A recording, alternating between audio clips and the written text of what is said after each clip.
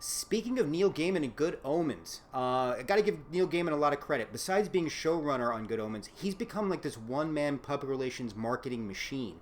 Between Twitter and Instagram and anything else social media-wise he can get his hands on, he's been giving us just great sneak previews from the set of Good Omens, from what David Tennant and Michael Sheen were looking like to a lot of the props and the scenery. And this week he dropped us a huge first look at Jonhamm as Gabriel.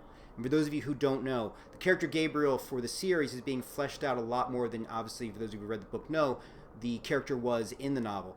The reason being, one, because Neil Gaiman felt there was a lot to add to the character, but also, and he mentioned it in an interview, and it's in an article on Bleeding Cool, that he and Terry Pratchett, who co-created the novel with him, had always planned on having Gabriel be an expanded character in the sequel. So Neil Gaiman's essentially just been taking aspects of that and adding it into the series. So that's fantastic. For those of you who are concerned, this was all part of the plan to begin with, so everybody can relax.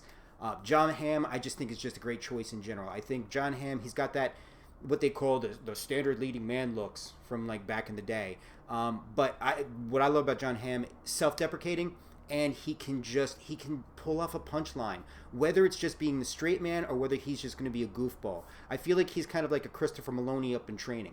So it's great to see him involved. He's got the perfect Gabriel look for what I think the character is going to be like, but I'm curious to see how this turns out. But Neil Gaiman, please keep going with your Instagram account, keep going with your Twitter account. Love the sneak previews you're giving us, and Good Omens is looking fantastic. And it's going to be on Amazon and BBC Two, I think, in 2019.